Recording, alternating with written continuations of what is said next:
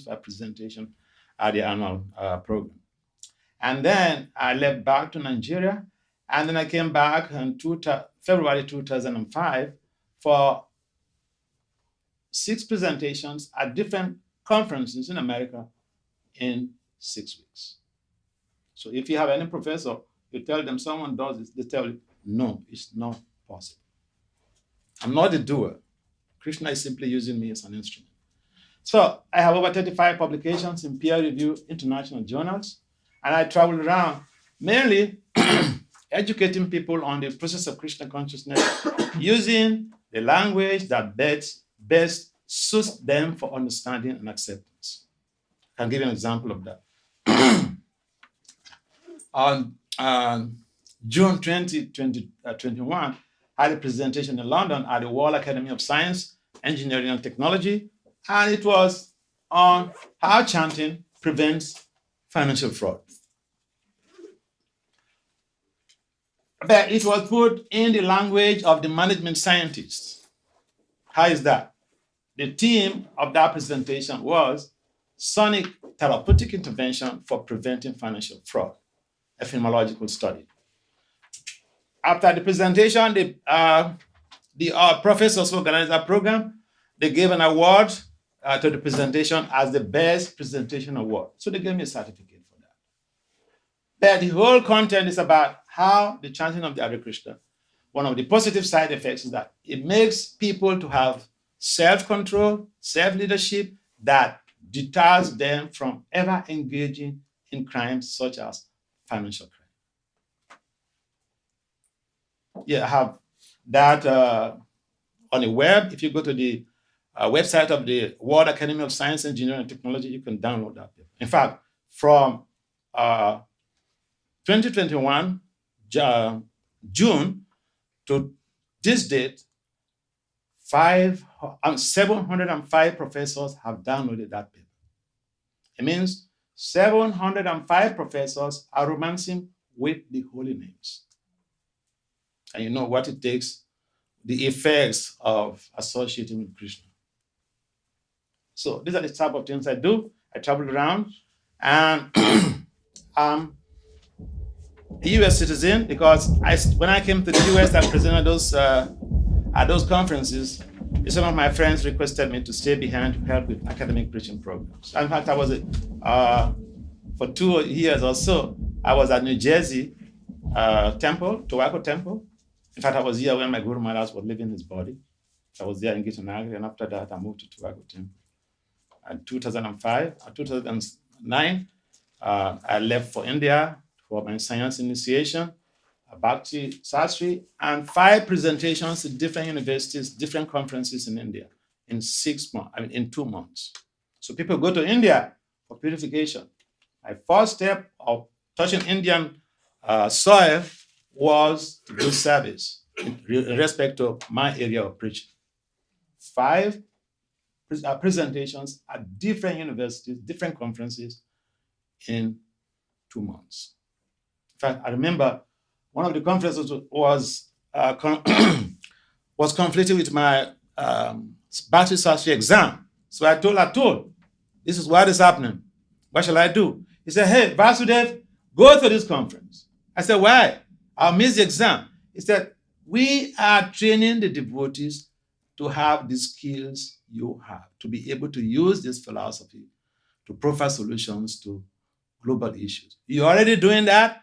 You cannot stop because of this Bhakti Sastri exam. Of course, they didn't give me any marks for that, but I still passed. So this is my story. And I can't talk without giving some eulogy to, I also have a family here. My family is Vilas Manjari and her family. I lived with her and her family for donkey years. Second family is Sanatan Prabhu. It was formerly Sona. I also lived with him when I was terribly sick. In fact, my liver doctors are in the Queens area.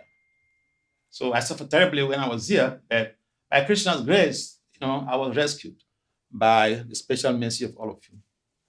And the miraculous thing is that, I had my liver problem resulted to liver cirrhosis, stage 4.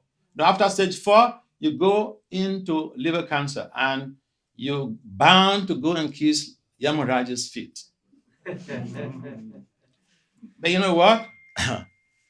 And there is no cure for cirrhosis up till now. But somehow or the other, I went to India, and one of my mentees, she's an ophthalmologist, a young doctor. She took me to an Ayurvedic doctor, and I started taking some treatment. And today I can tell you, cirrhosis 0. So, without wasting much of your time, let's go into the business of today. One small announcement. Okay. Before Mark starts speaking, could you guys move forward a little bit? There's a lot of space that's not being used. Ari's vegetarian, no worries. I do have, a number of companions here, especially devotees from Sanatan family and Vilas Manjari. I also have initiated some few initiated devotees in the area. One of them is Dr. Govinda Liramita. She has a PhD in law. So today's topic is, what is it? Community building. Community building. Very well. Are you recording this talk? Yes. Okay. So community, etymologically, community comes from 2 words. By that I mean the root words in community building. There are 2 words. They are derived from community building is derived from 2 words, or community is derived from 2 words. One is commune. In other words, empathic communication.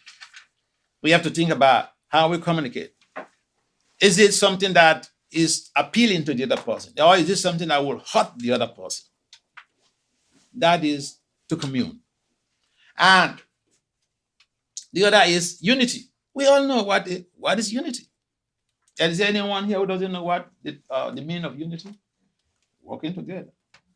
So community implies, individuals coming together to work for purposeful end. And we have the family as the microcosm of the community, of the nation. And therefore, if we find cordial relationships, peace and love in the families, our communities will flourish like you can never imagine. But if there is so much of fighting and dissonance in the families, I can assure you, I can guarantee you that communities will be fragmented. In fact, 40% of communities on the globe are fragmented, despite the global connectivity that is pervasive all over the world. So first, if we have to make a presentation, the first question in academia is, hey, what is the problem you are trying to solve? Or you want to repeat some things like a parrot? We call that parrotologist. I'm not here to exhibit or to be part of a parrotology, but we're here to address issues that are really like confronting our own societies too. I've traveled around and I've seen different scenarios that even our own movement, we have the highest philosophy, but there is so much to do in terms of improving our values to be able to work together, relate with each other, communicate empathically so as to engender a positive spiritual change in our communities. So, community is a big thing in academia. Community building is a big thing. Our community development is a big thing. But because we have so much of intrapersonal conflict, in other words, conflicts within us, endogenous conflicts, we do have so much of endogenous or intrapersonal conflicts. And these create an obstacle in terms of how we relate with people, even with our families, how we relate with each other. So, there are other types of conflicts that checkmate our desire to be able to have unity in the families. I'm talking about the family because that is the minuscule of a community. Because the community is simply made up of, constitute of different families. But one may say, well, I'm a brahmachari. Yeah, but you're not born from fire. You didn't break out from firewood. Like, you came from a family. You came from a family. So, we have to understand that the challenges we face, they are not peculiar to us. They are global issues, or they are global concern. And so in research, we have what we call a general problem and a specific problem. So conflicts are a general problem, and at the same time, they are specific problems. They're specific problems in the sense that each and every one of us, we encounter or we experience some conflicts within us. The super soul suggesting to us to do one thing, the mind comes heavy, pushing us to do the other thing.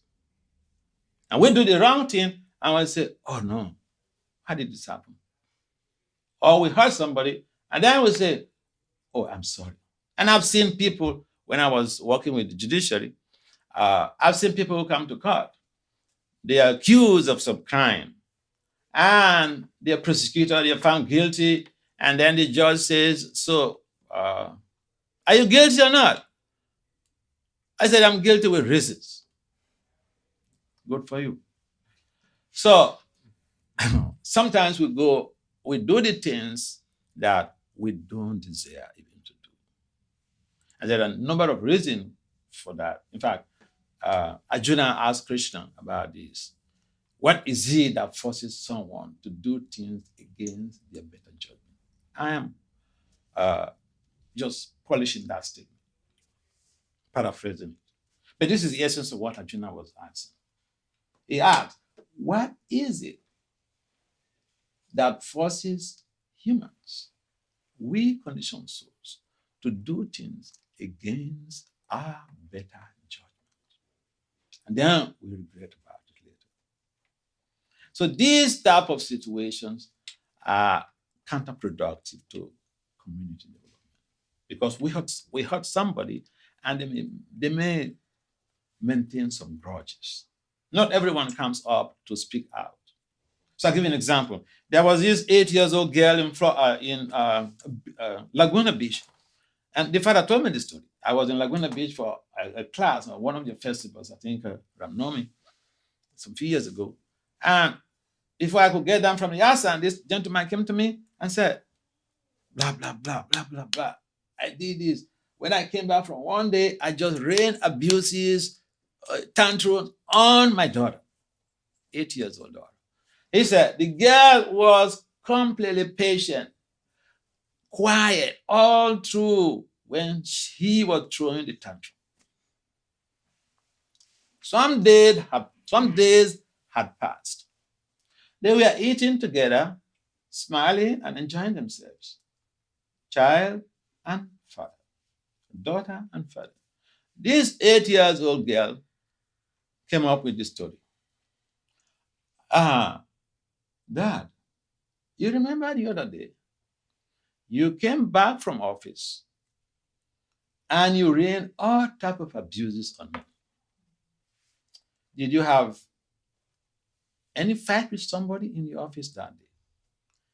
8-year-old girl. This is not Puranic story. You say, oh, those period people were very pure, and it's okay. The children, they can act like this. This is in Kali Yoga.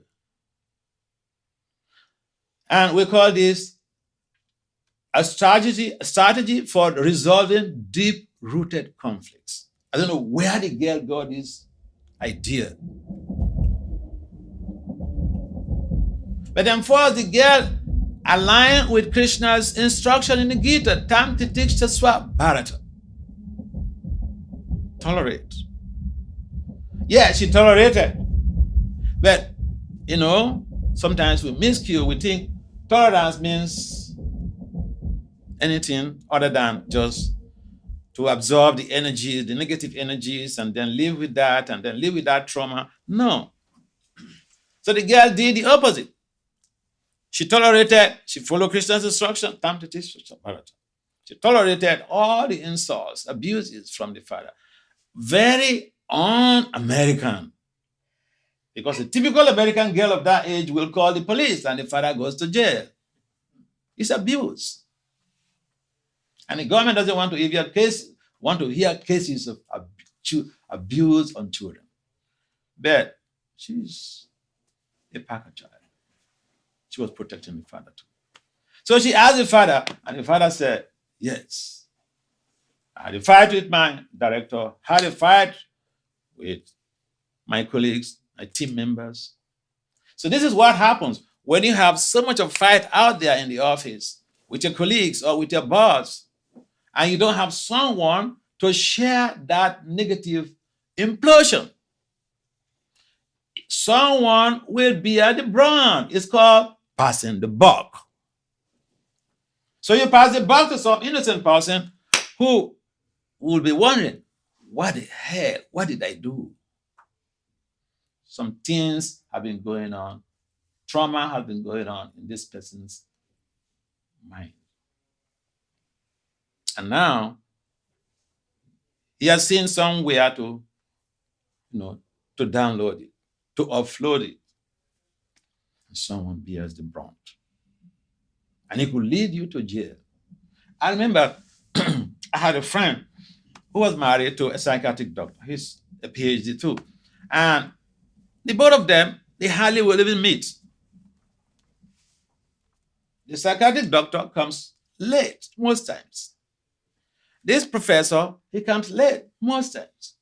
Because I was close to the family. You know what she does? She's very smart. Almost every day she will call me on the phone and tell me all the challenges she passed through in the office. This argument, this situation, that situation. But you know what she was doing? It's only a real practitioner of psychology can understand. She's trying to diffuse that trauma that she was carrying by sharing it with somebody, by sharing that negative situation with somebody. When you share your experiences with somebody, the traumatic effect of a negative experience becomes reduced almost to half. So, take for instance, if you have a quarter size of paper and your friend wants to use the paper to, write something for somebody. Say he wants to use the paper to write an address for somebody. So you divide this quarter size paper into two and give to your friend half of it. You no longer have a full quarter sheet of paper. You have half sheet of paper.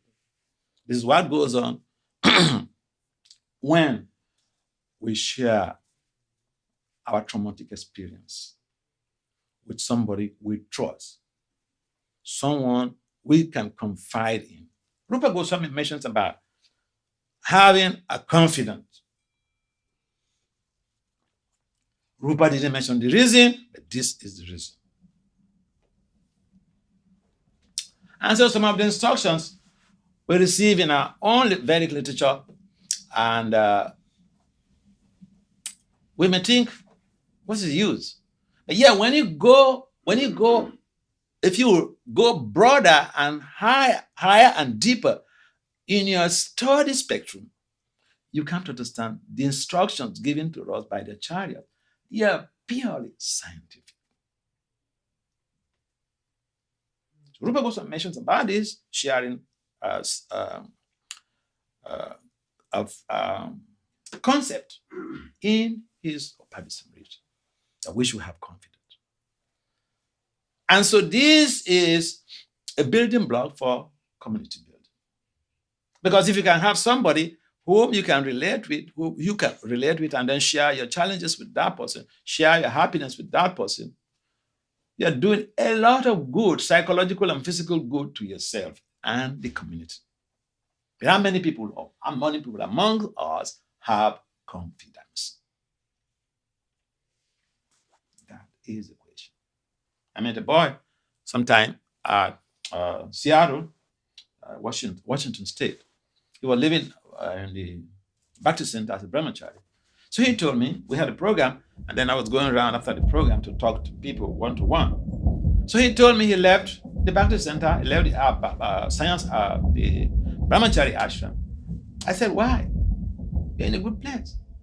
He said, because I didn't have any friends. He didn't have any friends.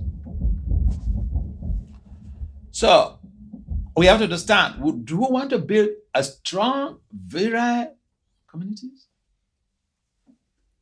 We have to create some friendly relationships. Otherwise, some devotees will stay for some times and they will leave.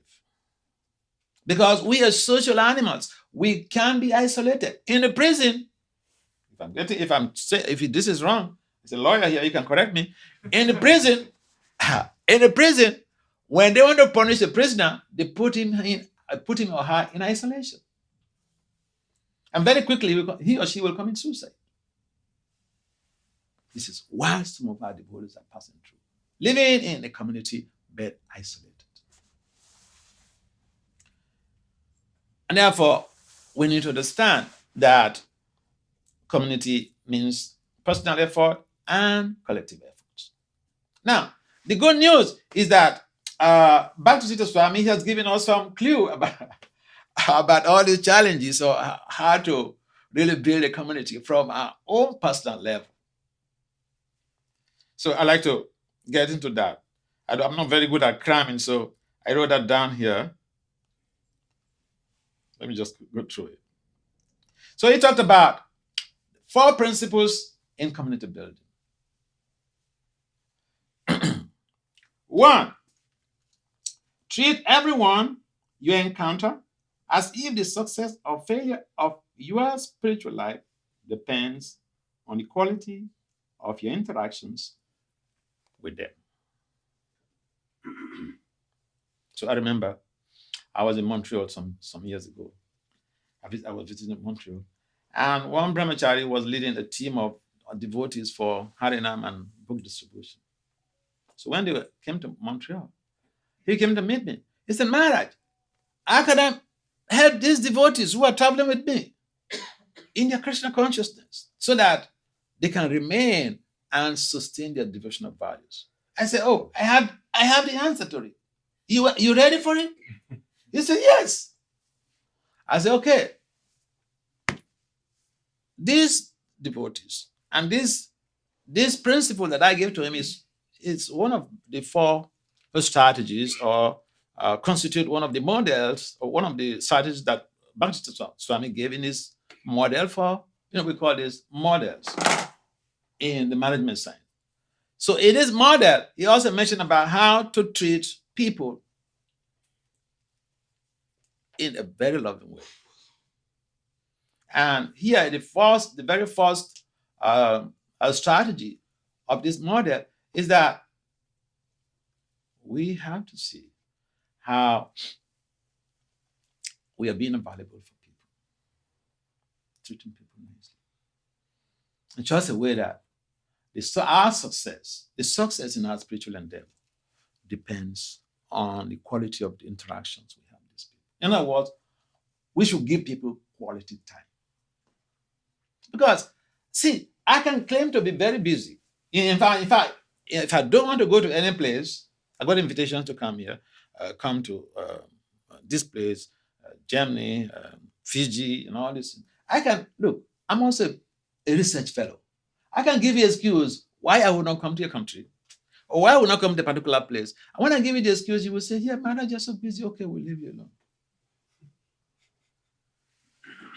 I remember when I was even younger, a brahmachari here, some devotees used to invite me to come to their temples. I said, I cannot come. He said, why? I said, I don't have any relationship with somebody there. I said, I don't have friends. I remember one time I went to get to New Vrindavan. I think that was some festival. So I gave a talk, I gave a Bhagavatam class, and one of Prabhupada's disciples, he raised up his hand and said, Maharaj, you see, your Guru Maharaj used to stay here for a long time. You never came to stay in New Vrindavan. After Bhagavatam class, during question and answer, that was his question.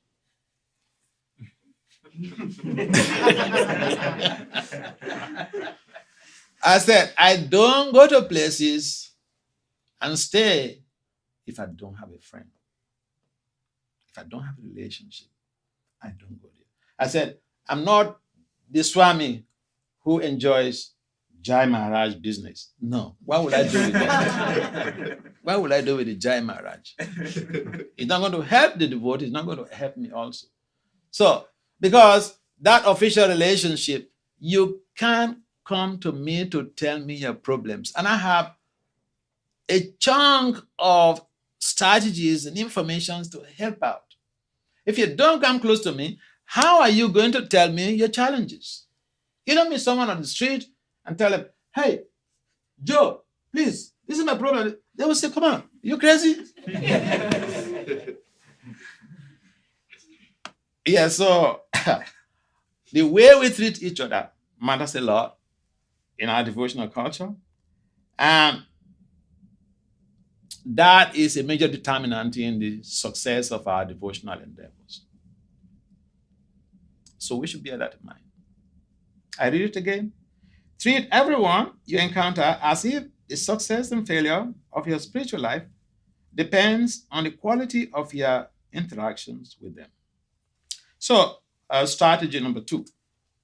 Think of the person you love most and aspire to treat everyone with same quality of love. This is exactly what I told that guy, but paraphrasing my own words.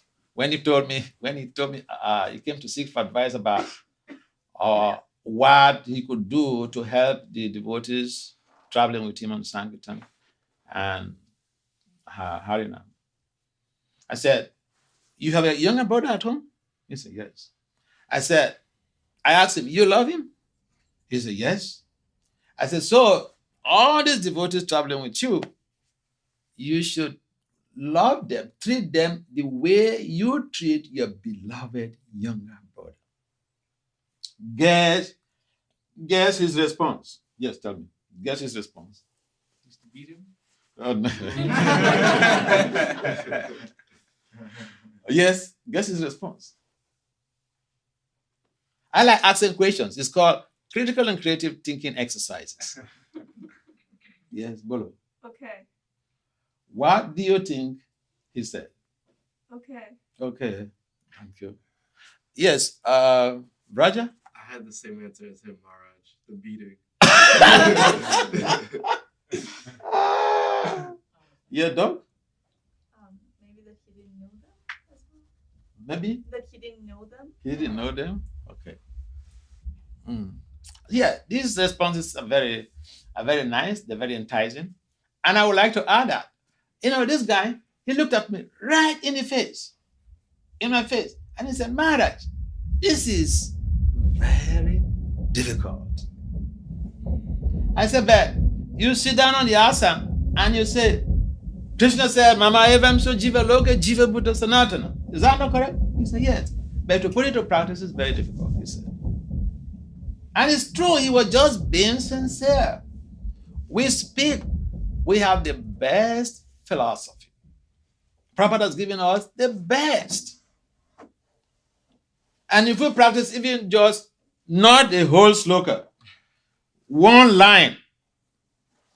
Each of the slokas in the Bhagavad-gita, there are 4 lines. Is it correct? Most of them, 4 lines. If we can practice only one line, our communities will be so positively transformed. Oh, yeah. Think of the person, number 2.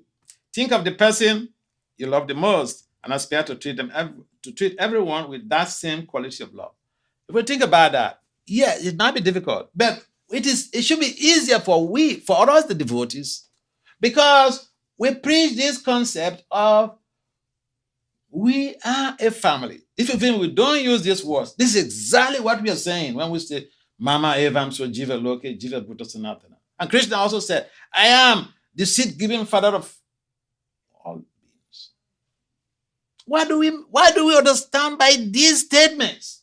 It means we are a family. Are we treating each other as a family? Yes? No. Yes? No. Yes?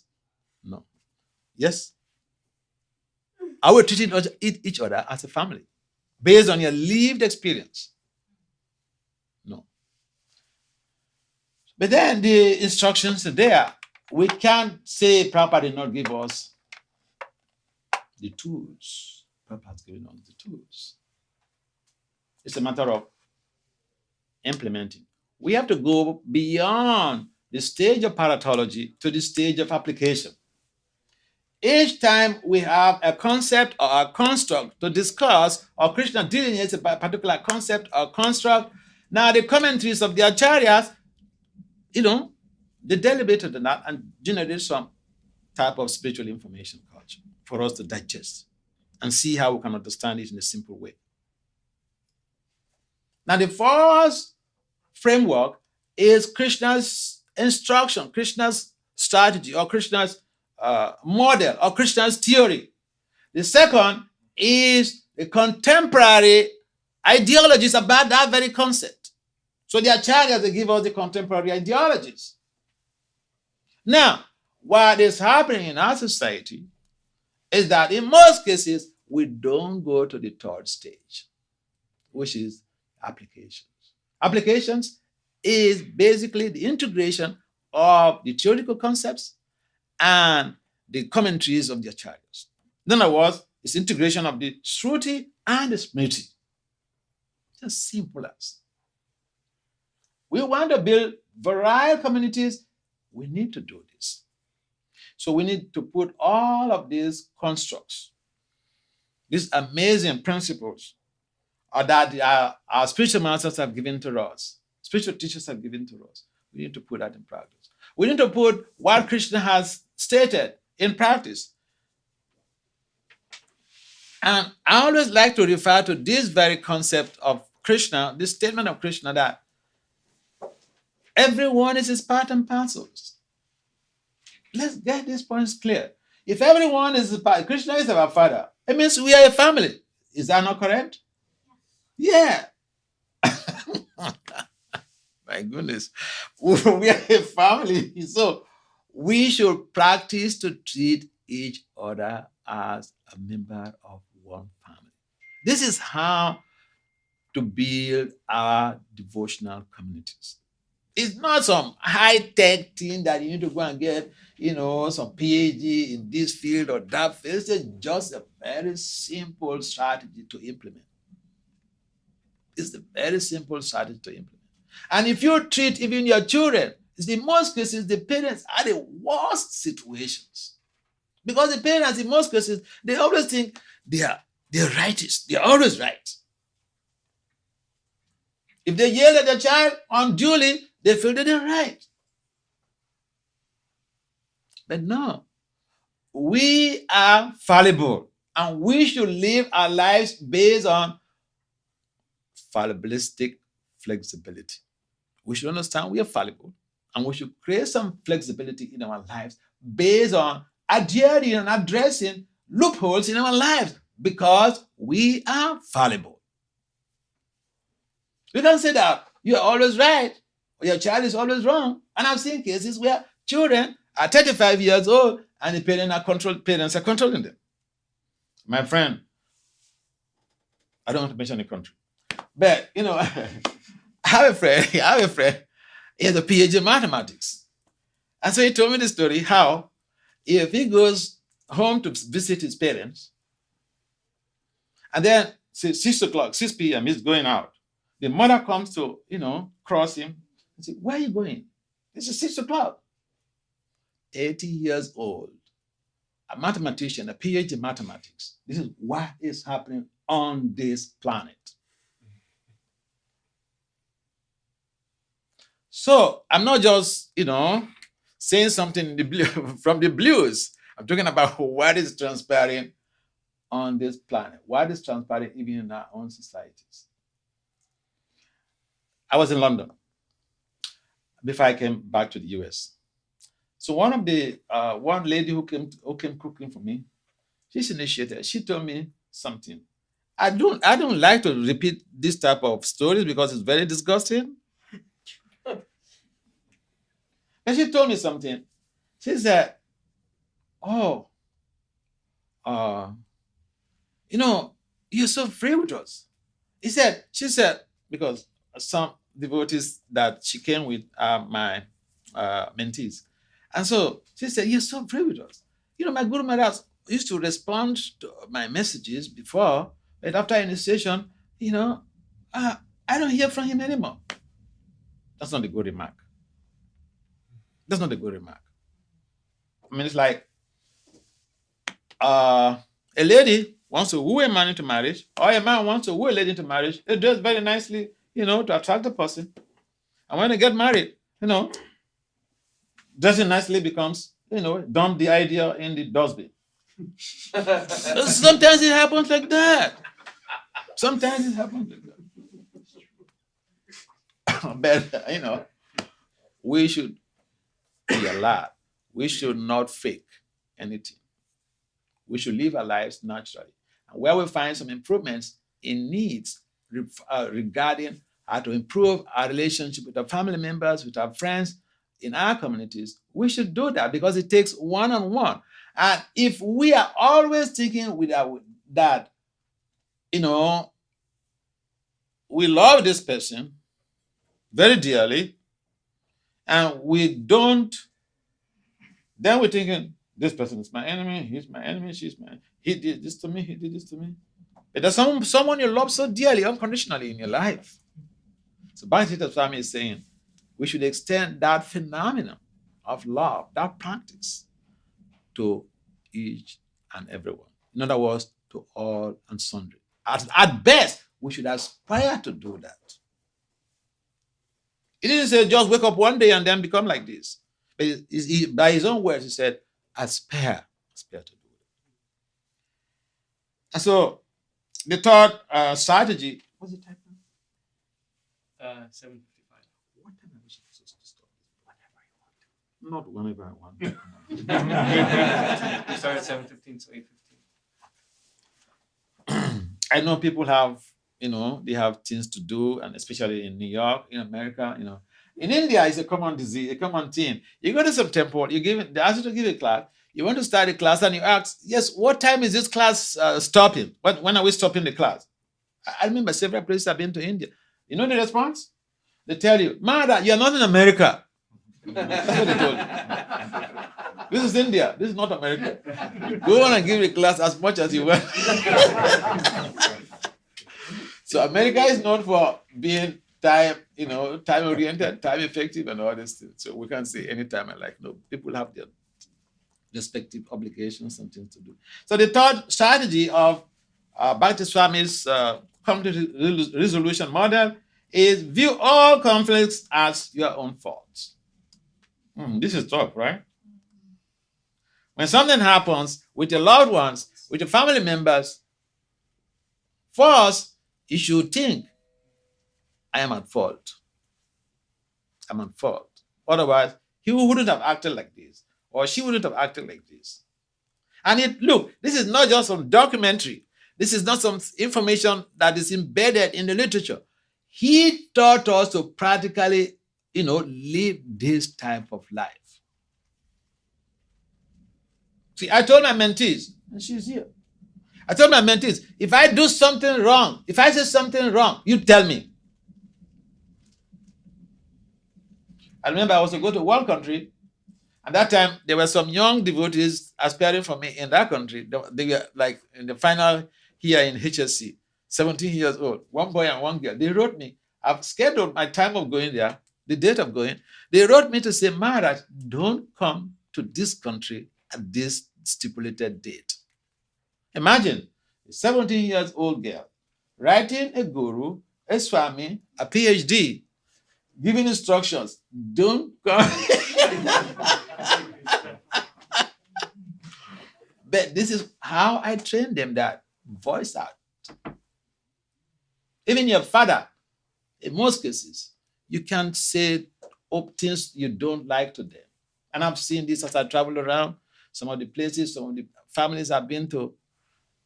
The children come behind to tell me some things. And when I'm speaking with the parents, they ask, Maharaja, did my child tell you anything? I said, no, your child did not tell me anything. I'm just speaking in general. This is my experience as I travel around. You want to get some clue to go and victimize the child, which is not a good frame of mind. And so, the bottom line is that when we do have a misunderstanding, someone has to take the blame. The one who has a higher consciousness should take the blame. So when those kids wrote me and said, don't come, I wrote back, why not? They said, we're having exams. And when you come, we will not be able to come and associate with you. So we'll be cheated. I said, oh, this is a good reason. Okay, trip canceled. I canceled it. This is not Purana. I canceled the trip because of two 17-year-olds who told me I should not come. And the reason why they said I shouldn't come. Yeah. So, regarding conflicts, we may have conflicts with anybody. Even I had conflicts with my own biological father. Even as a child. Yeah. Even in high school, I used to have conflicts with my father. He was an educator until he died, but I used to have conflicts with him. And he shared my views sometimes. I remember also when I became a devotee, when I took Seance Order of Life and I was traveling, I went to Nigeria one time. One of my friends invited me, he's a professor, invited me to his university for a presentation. So I went there. Then he put me on TV, on the TV program. So I think, my father or his family members, they saw me and they told him, and he had my phone number. So he called me. He said, boy, you are in the area. When are you coming home? I said, Dad, see, you do this, you do this, you do this, you do this. Then I will come. He said, boy, you're right.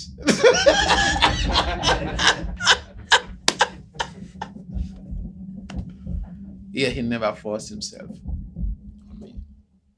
We had conflicts, but he never forced himself on me. And I respected him for that. I remember when I joined the movement, I was working with the Department of Justice and then left the job, joined the movement.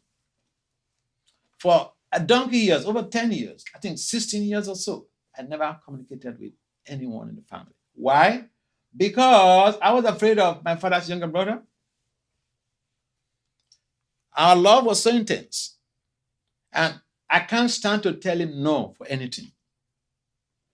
Therefore, I avoided them completely. I thought, let me be strong in Krishna consciousness. Then one day I will storm there with some devotees and for them to see. So I saw one gentleman from my father's compound one time when I was traveling in Nigeria. And he said, please, please, please, please, just write a short note. If even it's 2 words that you met me, and give it to me, I'll give it to your father. So I did that. And then I wrote my address, our temple address also, postal address down. So I gave it to this young man. And then he went to give it to my father. I saw his son. So he was saying, what? So he said, you can write him. So then he wrote me. And then what was the content of his message? He said, dear son, I remember the very first paragraph. He said, I know you better than you know yourself. You can't choose to do anything wrong in your life. Therefore, whatever you're doing, I'm praying for your success. That's what he told her. His younger sister wanted the husband. Husband was a military guy. He's late now. Husband was a military guy. The younger sister wanted the military guy and the husband to come and pull me out from ISKCON. So the husband was very intelligent The husband said, look, you're my wife. I love you. You tell me anything, I'll do for you. But I have a question for you. You show me one person in your family who is as intelligent as that your nephew. Show me one person, then I'll go and drag him out with my military force. She kept quiet. That's how I was not bulldozed out of his country. So Krishna saved me. But, the bottom line is that when we do have conflicts, we should understand that we cannot be perfect. To resolve the conflicts, we should see the cause of the conflict as coming from us. And we can politely ask the person, tell the person, I'm sorry, I'm the cause of these problems. I really want our relationships to be sustained. Maybe you can tell me any ways I can improve on my behavior so as to engender a more positive relationship. Now, people are always thinking they're right. And when you tell someone something like that, their ego will be deflated because they come for a fight. And they think that when they agitate you, you are going to be reactive. But here you are being proactive. So this statement simply is, we call it in management science, proaction. There are two ways to respond to situations. There is reaction and there is proaction. Proaction means someone comes to poke you, to agitate you, and you think, first thought, how am I going to help this person? It's like the girl in Laguna Beach, when the father came home to poke her, she could call the police and put him to jail. But she thought, what's the best way to help that? She kept quiet, tolerated the situation. When the anger has died down, temperament has calmed down, some days had even passed, she opened up the closed page with the father. When you don't open up with somebody to resolve the conflict, it will traumatize you. This is one of the effects of so-called tolerance without addressing the issue. Because some of the trauma, they just keep accumulating. And then one day that same person does something very little, or somebody else in the family, or somebody else in the community, and you spark up. You download all of your trauma on that person. It's called passing the buck. You pass the buck on an supposedly innocent being. And so, when we do have conflicts, people can pass the buck on us, and that could generate conflict. When we do have those type of situations, we should take a humble position, be proactive. And then the fourth strategy is realize that people in your present environment might very well be the people with whom you will live out your life and who are likely to be with you at the time of death. And we have seen this a lot in our movement. Some devotees may have an accident and they are terminally, wounded. And people who come around may not be their immediate family members. People that they never envisaged will come around and be with them at their last breath. We've seen that a lot. And so we have to be able to view each other as members of the Krishna family, view each other as our brothers and sisters, and treat people as spiritualists, not as materialists. The materialists, when they see you, they want to figure out, what can I get from this person? They want to expunge you, squeeze you, get something from you. A devotee should be thinking, what's the best way to serve this? So, what's the best way to help this person? And if we do give quality time to people, and sometimes I've seen this a lot. See, I was in Mayapur. For 2 years, 7 months. I was in Vrindavan for 1 year because I went and then the COVID broke out there in India, and then everything was sealed up. So in Mayapur, I built a lot of relationships with people, and I went for one program one day. One of my friends the doctor, his wife used to cook for me too. And so after the program, I was going around, meeting with people one-on-one. So I met this doctor's wife. I said, "Hey, Mataji, your Prabhu is teaching you nicely?" She said, "No."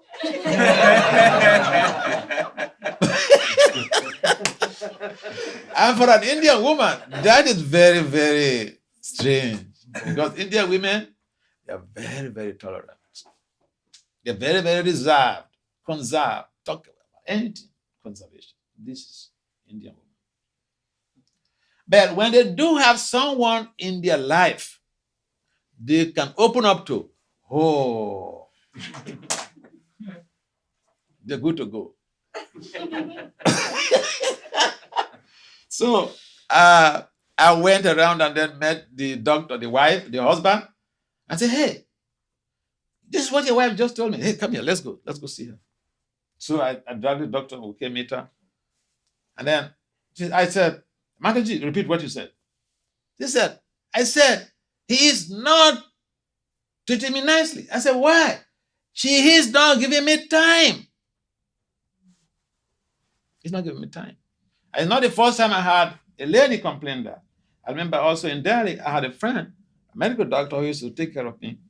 And the wife always used to call me to come for lunch and all these things, even when I don't have the time. But I used to squeeze that time to go. So one day I was there. At that time, they had 2 kids. The girl was 10 years old. The boy was 6 or 7 something. The girl was she's very, very intelligent. She was anticipating. She was hoping to go to do medicine like the father. And so before the father came for the lunch, this girl, she's a snake, hide from the mother. She came to me. She said, "Maharaj, your friend is not treating me nicely. He's not giving me time. He's not playing with me." Complain about the father. So we may think that the money we bring to the table is the be all and end all. But no, we need to give people quality time, especially members of your household. You need to give the members of your household quality time. People you are counseling, you need to give them quality time. Devotees around, you need to give them quality time.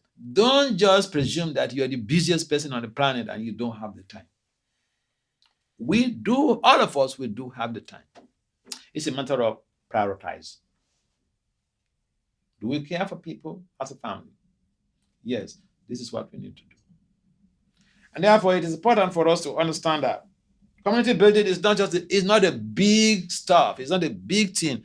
The down to earth is just so practical. It begins with individuals sharing and caring. And how would you say you care for somebody, you love somebody, when you don't communicate with the person? Can someone say they love you and there's no communication? You pay obeisance and then they just turn their face away. I love him or I love her, but I pay obeisance and then he turned their face away. I remember this was a common scenario in ISKCON when I was a young brahmachari. So sometimes you pay obeisance to the swamis and before you get up, they're gone. Yeah, so when I met, a person who became later my best Sannyasi friend, Kanamakan Swami Maharaja. So at the brahmachari building in Mayapur. So I have that mindset. I pay obeisance to Swami in ISKCON. When I get up, I don't even look there. I just go because they'll not be there. So then I pay obeisance to Kanamakan Maharaja. Adopt that same principle. So I got up. I looked at him, but then I was going. He said, "Come here." So I went to him and he hugged me. We were talking there for a long time. I said, "What? This person is not from this society, maybe."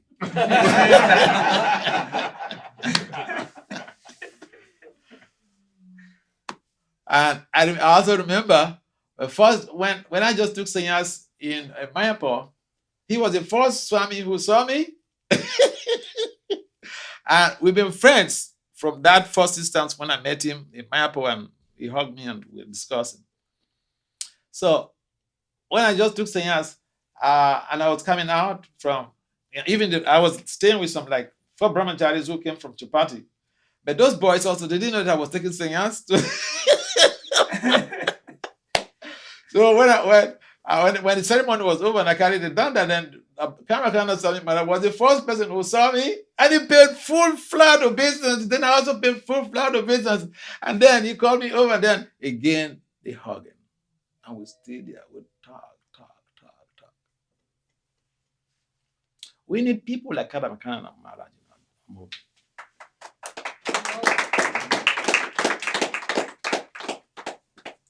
So, we like to stop here. The very last thing is, I mentioned in the abstract, in the advert, that if we apply Krishna's statement in the Gita, that we are all his parts and parcels. Krishna said, Mama evam so jiva loke. Jiva Buddha Sanatana. Just that line, Mama evam so jiva loke. Everyone is his part and parcels. Krishna, he also said in the Gita, he is the seed-giving Father. He is our Father. We should try not just to recite these statements. We should strive. We should aspire and strategize to live these statements. We should implement these statements in our life. And it should begin in our own communities, the Brahmachari ashram, the families, and all these things, so that people don't leave the movement and say, I left because I don't have any friend. These are the 4 rules, the 4 pillars, the 4 strategies that Bhakti Theta propounded in his model for community development. And this is basically supported by Lord Krishna's very statement in the Bhagavad-gita, that we are all his parts and parcels. So we should love each other, treat each other nicely. Srila Prabhupada ki jai.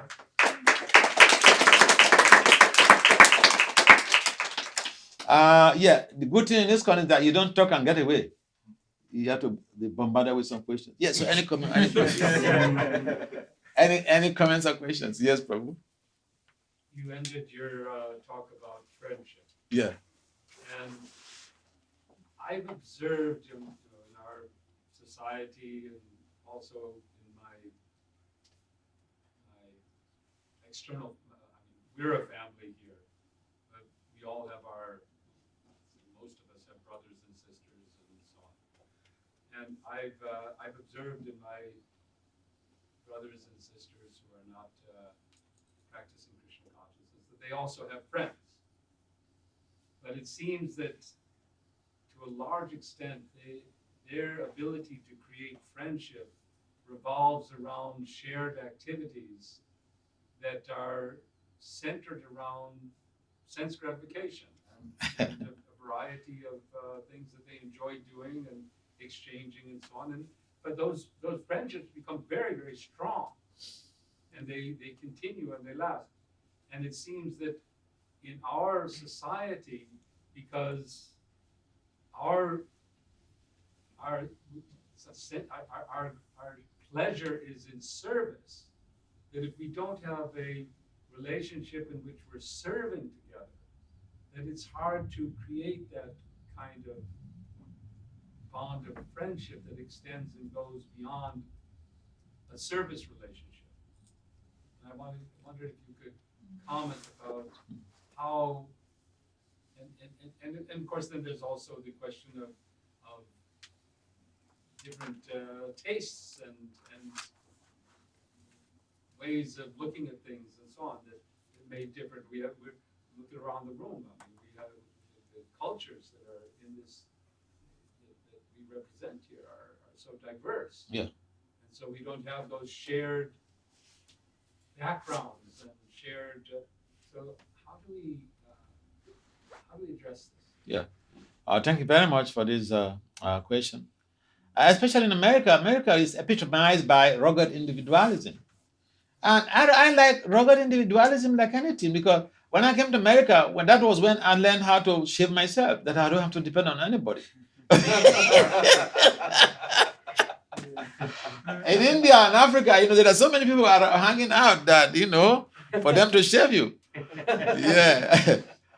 I remember also one of my friends, he told me when he was in America, early period.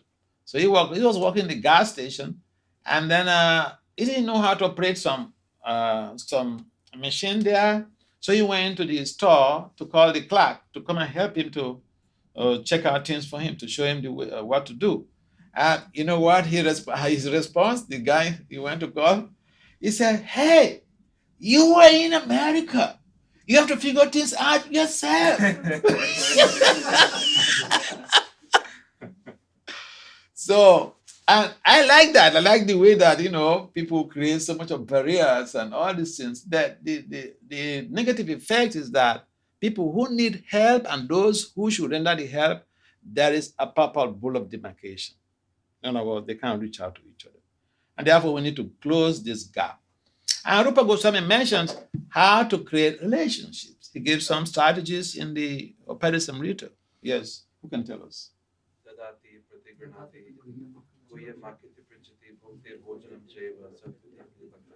Yes, translation? Giving and receiving gifts, sharing one's thoughts, confidential thoughts, and serving and honoring prasadam. So these things we can always do. It's a matter of putting into practice. See, the point is that if we practice to do, this is not something that we cannot do. These are things that we can do. It's a matter of putting into practice. We read these books, we pass the Bhakti Sastri, we pass this test and pass that course. But the point is that we should practice how to implement Rupa Goswami's instruction. And we see, when you give something to somebody, or when you care for somebody, or you call somebody to your home it's like when I went to New Vrindavan and then I made that statement when they asked me, why are you not coming to stay here longer? Your Guru Maharaj used to come and stay here longer. And I said, I don't have any friend here. And then one of Prabhupada's disciples and his wife, after the class, they came to invite me for lunch. And then after feeding me, they said, now you're our friend. You can't say you will not come to New Vrindavan. And we've been friends since then. So it's a matter of practice. Rupa Goswami has given us how to create. Yeah, Rupa Goswami directly answered this question. How to create loving relationship, friendly relationship. Because it's hot enough. I just told a story of a boy who left the Brahmachari ashram. What was the reason? He didn't fall down. He said he has no friends. Yeah.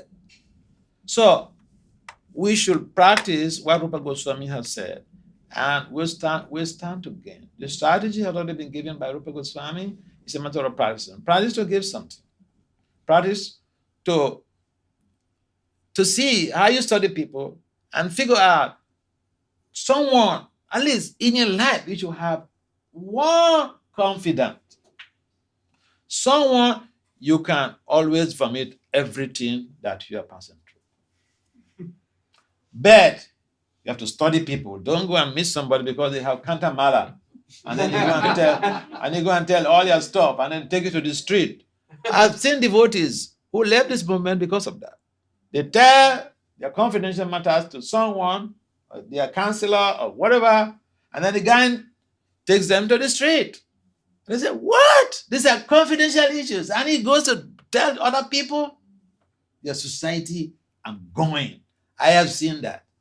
I've seen some people who left because of that. Because you breach their confidentiality. So we should create an avenue where we can study people. Look at the way. Try the person with a minor confidential thing and see whether they took it to themselves or they went and distributed it. If they take it to themselves, then you should understand it's worth it. It's somebody you can really trust. But, put people into test. Don't just take people based on their face values. So, yeah, Prabhu, the question you asked, rightly answered by Rupa Goswami, is giving us those strategies. We have to develop relationship, how to love each other, and we just need to go to that platform, the third stage, of implementation. This is very, I mean, and I've seen even some temple managements that they do this a lot. They have some competitions or what do you call marathon, and then they appreciate what the devotees have done. That gives a lot of impetus in terms like a motivation to recognition. Is like a motivation to even work harder. Oh, even the temple management, they like what I'm doing. It gives you an impetus. And if someone does something good, we should appreciate what they have done. If even your child does something good, don't just look at the fault of your child. The thing that they did and was good, we should appreciate. And that way, the child becomes inspired to do more. If we see, I'll give you an example. I have one cousin. He had a son. He's a mathematician, a school head. So I went to their home when I was younger. I used to visit him, but he's so dumb, he will not take to Krishna consciousness. I'm sorry. But, I'm trying to say that, these people who are so much intelligent, they're too intelligent, especially mathematicians, they think they know everything. So it's a problem. So I went to his place, talking about looking at the good side of people. In fact, what's his name in the Chaitanya Charitamrita, who is an epitome of this very principle? Who remembers his name? Hari something Haridas. Haridas Pandit Haridas. He is an epitome of this very principle. He looks for the good in people and ignites it. He looks for the good in people. So I went to meet this cousin, and his first son, they have this external exam they do before going applying to go to universities. So that external exam, you have to get like 6 credits, including English language and mathematics. So I asked the boy, "How was your exams?" He said, "Uncle, I got 5 A's, but I didn't get credit in English, so my father is completely on my nerves." He said his father rained all type of insults here and there. So when he showed me that result, I said, "What? 5 A's and you got English P? This is a wonderful result. What you can do is you register for English and focus on English. You will get A for this English too." He turned to me and said, "Uncle, why is your brother not like you?" That's what he told me. I said, "See, our faces are not the same. Our priority sequence varies. We cannot be the same. Don't compare me to your father." So people want that you appreciate what they have done instead of focusing on their fault. And Pandit Haridas in the Chaitanya Charitamrita is a living example of this very quality. Any other comments? Yes. Maharaja. Oh, you are here. Yeah, Very good. Maharaja.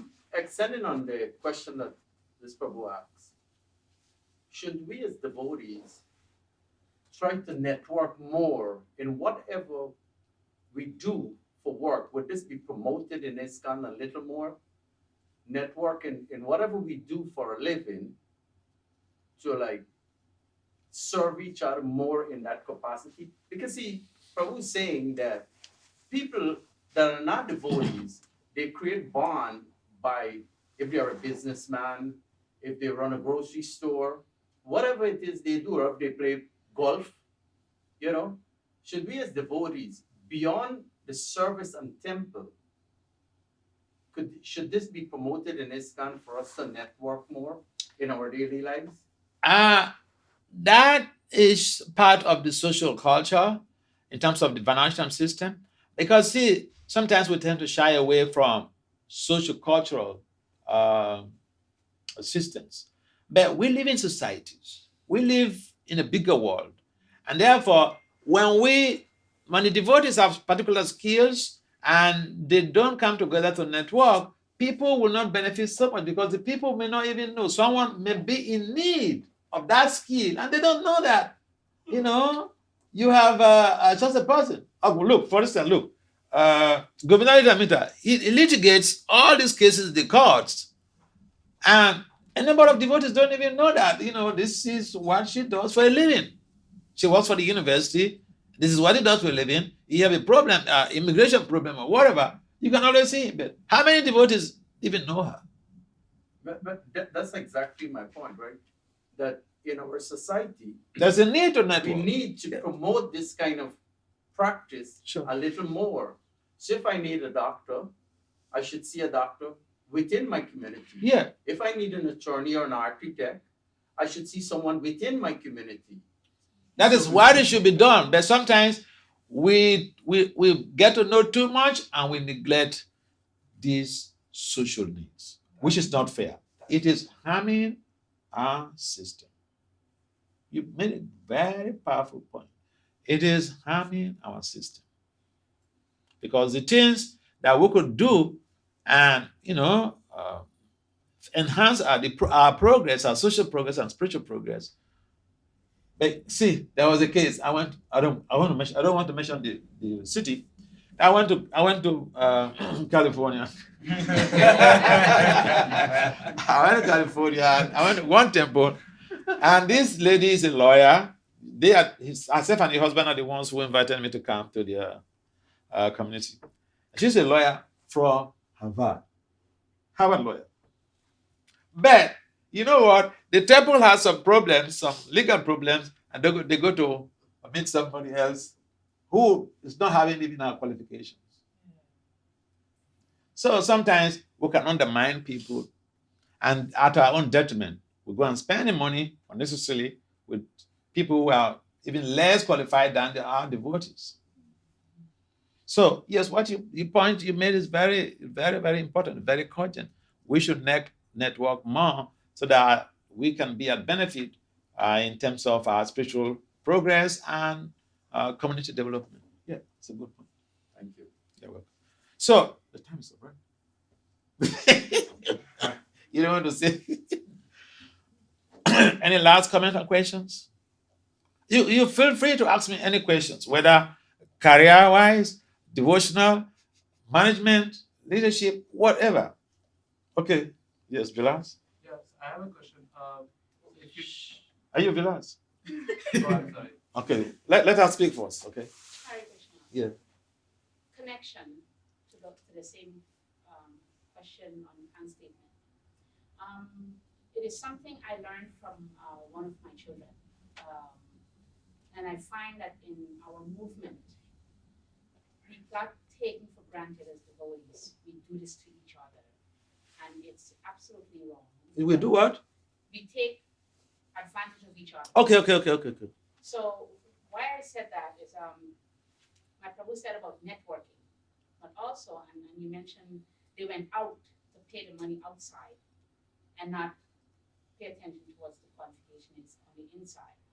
And I learned this from my son, one in particular, but also Ganesh. His Guru, he said his Guru Maharaj said that also. But one time my son, he ordered some roti from me to sell at his church. He's a Christian. And that group of people are not familiar with roti. So he didn't make any profits. I told him not to worry about it. He said, no, Mom. You worked and you sell me the roti. If I took it from a stranger, I would have to pay for it. So I have to pay you for it. And it is, Ganesh said, his Guru, His Holiness Bhakti Swami said, quite often we pay our family members and the devotee are also family members. We pay them less. We want to pay them less than what they pay on the outside. Yeah. Yeah, that's not it's not a good thing when we take people for granted. We should. You see, there's a concept in management science that business flourishes when family members members patronize and pay for it. Well, you can't take anyone for granted. If the person who you're getting the services from says that they will make some discount for you, it's a different thing. But then we shouldn't take people for granted. That's not a good deal. That is even it could spoil the relationship. Because if they realize that you're trying to exploit them, it's not very good. It's called financial abuse. I'm sorry. It's not good. We should guard against taking advantage of people. Okay, in the absence, okay, gentlemen, please. I'm sorry, please speak up. Yeah, so my question was that if we treat everyone like a family, how would we execute the principle of Janasangha Tyaga and not get affected by their meditation nature? Yeah, even our families, yeah, we love them, but we don't necessarily want to sacrifice our Krishna consciousness because a family member is not interested in Krishna consciousness, and they tell us, don't go with these people. And then we say, well, I hear you, so I want to stop. So, bottom line is that it is mentioned in the Bhakti Vasudeva model. It said, think of the person you love most, and aspire to treat everyone you encounter in the same way. So yes, even in the family, you may not love everyone in the way that you will love a particular person. So here, the emphasis is on the person you love most in your life. Think about that person and aspire to extend that type of love to the people you encounter. And this world can become so much transformed socially and spiritually. Yes, we have to be careful, even in the family. See, I'm talking about my own self. I have deeper relationships with my friends than family members. Families, my uncles, it's official relationship. Yeah, he loves me and I love them, but we don't go deep. For instance, I will not go to tell him, this is the course I want to do in my master's. This is the course I want to do in my undergrad. In fact, I didn't do that. In fact, even the university, when we were finishing from high school, I decided to go to a military university. I wanted to become a captain in the army or something like that. So that was what I was aspiring. My friends didn't like it. We were three. We are so close. So my friend didn't like it, so he leaked it into my uncle. And that one, I can't say no to what he says. And then he called me over and said, this is what I heard you planning to do. You planning to go to the military university instead of regular university. Stop it. We don't want you to go to the military. So then I was mad with that friend. But, because he also didn't like it, so he wanted to leak this stuff.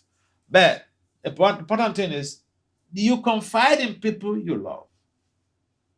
And therefore, the emphasis of Bhakti Vasudeva Swami is that we should think about the person we love most. Not that. Even in the family, there's someone in the family you love most. Think about that person and aspire to extend that quality of love to the people you encounter. In other words, if you make people feel free, if you give people quality time, they have some challenges and they come to you, you don't just wave them away that I'm very busy and all those type of things, which is a common thing. Anybody can say they're very busy. But one of the gaps we need to bridge is that we should stop using busyness as an excuse. Because everyone could claim to be busy. And who will be responsible for bridging or for dealing with the challenges of our dependence? So if we love someone, we give them time. We give them quality time. We go out of our comfort zone to help people. Does it make sense? All right. Just in case you're feeling shy to ask your questions, Prabhu Vishnu has my phone number. Matanga has my phone number. Palika has my phone number. Vilas Manjari and Paramananda also, they have my phone number. Sona and his family, Sanathan and his family, they have my phone number. Rohini, a number of people here have my contact information. Feel free to reach out to me. I'm a down-to-earth guy. Forget about, the Swami dress. Forget about the Swami dress. Reach out to me anytime, man. I can help you in so many ways, professionally, devotionally, academically. If you're a student, you're doing your master's, you're doing your PhD. I have my PhD in applied management and decisions from Wally University in Minnesota. So I'm in a position to help you, apart from the devotional stuff, to help you engender a progressive life, especially a life of integrating sadhana with your professional practice. Because sometimes, no time we meet people who say, I don't have the time to do 16 rounds. Why? Too busy with studies, too busy with work. By one of my friends, now he's insisting I should come and stay with him. When he was doing his MD, so I met him in Michigan, and I went to Detroit, and so he was following me all over the place, different programs. And one day in the car, he said, Maharaj, can I ask you a question? I said, come on. You're my friend. Feel free to ask me any question. He said, we medical doctors, we don't have the time to chant 16 rounds. I said, oh, good for you. So I asked him, you think you're the first medical doctor in this International Society for Krishna Consciousness? I said, see, the home I stay in Washington, D.C., the man is a medical doctor, anesthesiologist. He's a medical doctor. They have 2 kids. They have to drive their children home. They have big deities. They have to conduct Mangalati every day before they go to work. What are you saying? Okay, let's analyze how you use your 24 hours. So we sat down to analyze how you use the 24 hours. Time for school, time for sleep, time for eating and bathing, every damn thing. At some point in time, he realized there's a chunk of time he couldn't account for. He was almost crying. He said, Maharaj, I'm sorry, I didn't use my time properly. He's finished his MD, he's working now. For long years, we never met. So we met in Pennsylvania. Now he's insisting, I should come and stay with him. I should come and stay with him. I said, see, if I come to stay with you, who is going to cook for me? Your wife? Your wife is not chanting 16 rounds. If you want me to come and stay with you, no problem. You're my friend. I love you. Your wife has to chant 16 rounds. Whoa. So we're discussing on the phone. He was driving to the temple for a program. He was trying to reach out to me to talk, but I'd be busy running back and forth, coming back to the house late every day. So that Sunday, I just decided, whatever the case may be, so I told the devotees in the program, you have to rush back to the house because I have some important communication to make. So we're talking. And you know how he told me? He wrote to me, he sent me, he WhatsApp me. He said, man, all the things you said are very true, and we'll work on it. But you know what? The good thing is I put the conversation, I put the phone on what do you call it? Speaker. Yeah, on speaker. So he said his wife was hearing everything you said. I said, but you're not a good guy. If suppose I said something funny, your wife would say, this Swami said this. Yeah. But the things I said were really, appealing to both of them. So yeah, you see, as Krishna consciousness is so sweet, we should not use excuses not to do sadhana, because no matter what you are, you can't be happy except you practice Krishna consciousness. I have friends who have 3 PhDs and they're not happy. Yeah, I remember in India, as I came from India recently. In India, I went to a conference, and one of the professors, he asked a question. During question and answer, this was what he asked me. He said, Dr. Das, see, you have a PhD, you're a prolific writer, you have over 35 publications in peer-reviewed journals, and all that you have to do is to be a Swami? Yeah, he told me that. Now, when you have a PhD, then the query is why you have to just be a Swami. If you don't have education, or because you don't have anything, that is why you take shelter of devotional life. You go this way, people will complain. You are on this side, people will complain. So I asked him, such, are you happy with your life? With your PhD? As a professor, are you happy with your life? I know they are not happy. I know them. He didn't respond. So we should not think there is something else we have to do there that is more important than cultivating Krishna consciousness. This is the highest welfare service. And sometimes even the chanting, people think, oh, it's just too much. But, people whom you don't even know, they are not your GBCs, they are not your temple presidents, they are not your regional directors, but they preach more than you out there. Some scientists, you don't know what they are doing. I remember, I keep getting all these messages. One of my mentees, I want to present a talk at their university in India. And then after that, he reached out to me and said, I want to give my life to Krishna. I said, finish the PhD first. He's finishing his PhD in a few months' time in finance. So he sent me, just yesterday, today, he sent me a WhatsApp message, a link to one publication. Some professors, they just finished research that they conducted and published in one of these medical journals. And what is the research? The effect of chanting Hare Krishna on anxiety and depression from EEG or approach. They did a quantitative examination, quantitative approach. You don't know that, but they're preaching to high-profile people. They're using the same thing we're asking people to do to chant. They are preaching to the top class of people in society. They don't come to a temple and announce what I've done and how much donation I made and I built this temple and I built that. You don't even know them. There are people, proper soldiers. They are all over the place. They are doing their job. Oh, yeah, we should try our best. But to be able to try our best to the optimum, we need very good relationships in our movement. Srila Prabhupada ki jai. Bhakti Vasudeva Swami Maharaj. Okay. Please,